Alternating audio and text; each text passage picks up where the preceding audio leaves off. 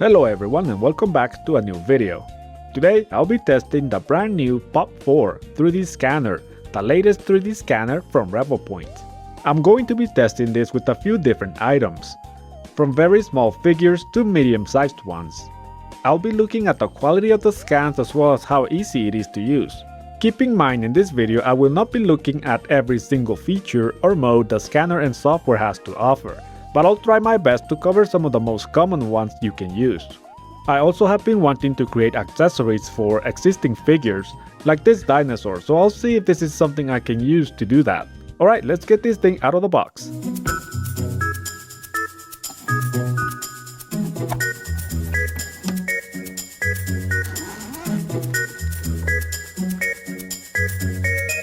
I'm not going to bore you with a full unboxing, but just know that the scanner comes with everything you will need to get going. It even comes with a small turntable you can use for small items, though if you want to scan larger items you'll have to get a larger turntable or just place the object so that you can move around and scan around it. Outside of that, it really comes with everything you will need to start scanning. Okay, before I start scanning, I just want to say that it's pretty easy to set up. Just connect the USB cable to your computer and you're basically good to go. They also have the option to use it wirelessly as well, through Wi-Fi, so if you don't want to mess with cables or just use your phone as a display, you can do so. Okay, so let's get warmed up a little bit by trying it out on a couple of small figures here. I'll start with this 2 inches tall figure from Cuphead. There are a few different options for you to use when you want to scan the model. You can choose to either scan it by features or use markers. Since most of the items I will be scanning have organic shapes, I don't think using the markers will be too helpful for my case. But if you are scanning things with flat surfaces and very geometric patterns, I think using markers makes sense. I believe using markers is also a good choice for larger objects as well. Okay, so as I scan this figure, I'll scan it with color just to see how it turns out.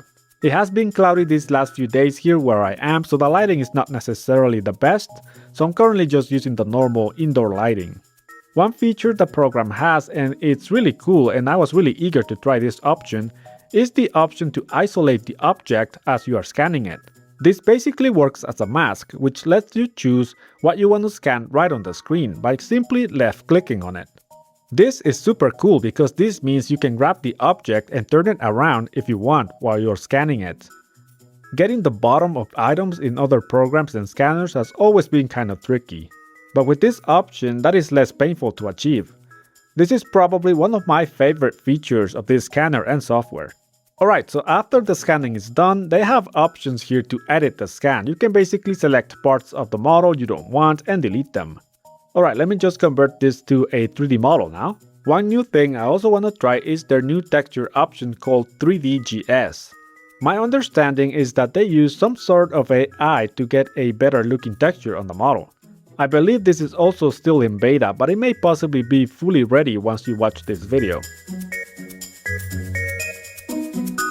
Okay, so that took a little bit of time to get, but it does look a little bit better from the normal texture you get with the scanner, which does look a little bit more grainy usually. I only did one quick and basic scan for this model, but I'll spend more time on the next one so we can see the results a little bit better. Hey there, buddy! You watching and haven't subscribed yet? Don't be square and go subscribe now! I don't get it.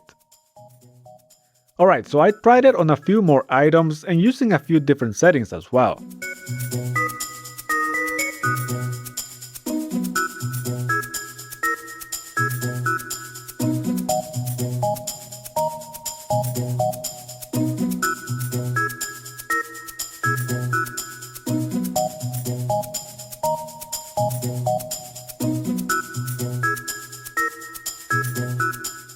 So far, I can say that it does a pretty good job with scanning and getting good details, especially on medium-sized objects like this T-Rex, which is about 12 inches long or so. When scanning really small items like that toy we did earlier, I think while you can still get some good details, they're not as good as when you're scanning larger objects. Now here's something that's fairly flat, so they do have an option for scanning just things based on their color.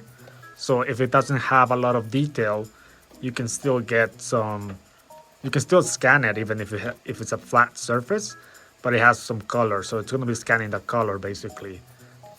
So we'll see how it does with this one.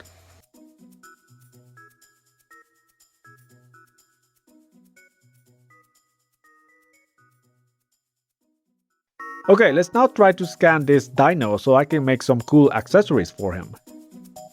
For this object, I don't really need color, but I will scan with color just to see how it looks. So far, the color results on the scans have been mixed. Some look alright while others not so much. I'm not sure if my results are mixed because of the interior lighting that I'm using currently. Hey, I just want to pause here real quick just because as I was editing this video, they updated the software, so now the texture capture is a little bit better. It's not perfect still, but it's way better than it was while I was editing this video, so that's just something to keep in mind. Alright, let's continue. But either way, I don't need color for this dinosaur, all I need are the proportions and general details. That way I can export the model and use something like ZBrush to make accessories on top of it.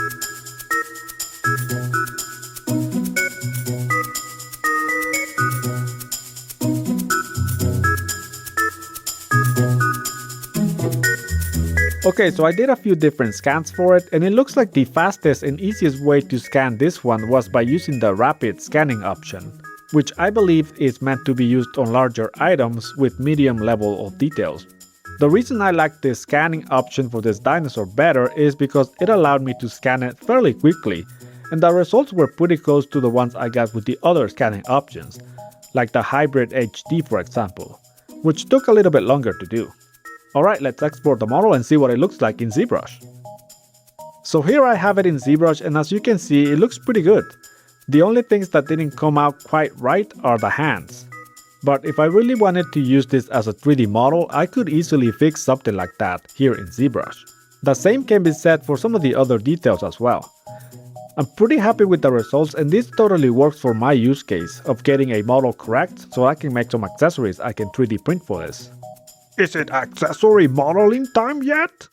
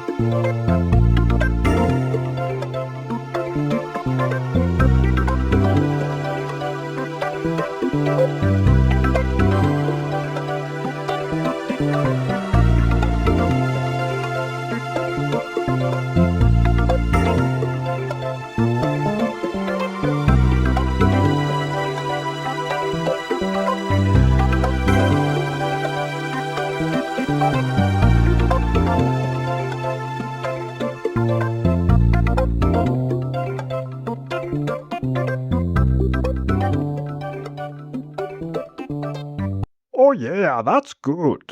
So overall, I'm pretty happy with this scanner. This is super useful if you're looking to scan items and use them in other 3D programs like I did.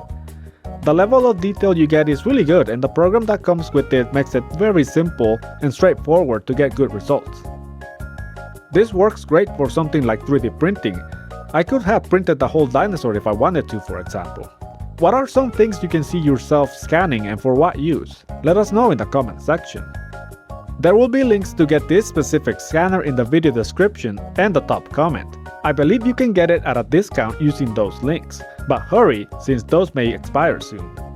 Okay everyone, thank you for coming along, and thank you as well to the folks from Revopoint for letting me test this scanner. Thank you all, and I'll see you in a future video. Oh hell yeah!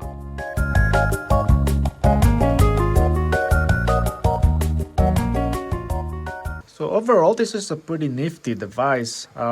It's pretty good for scanning things. I'm not messing around here. This is some serious business. This is serious as serious gets.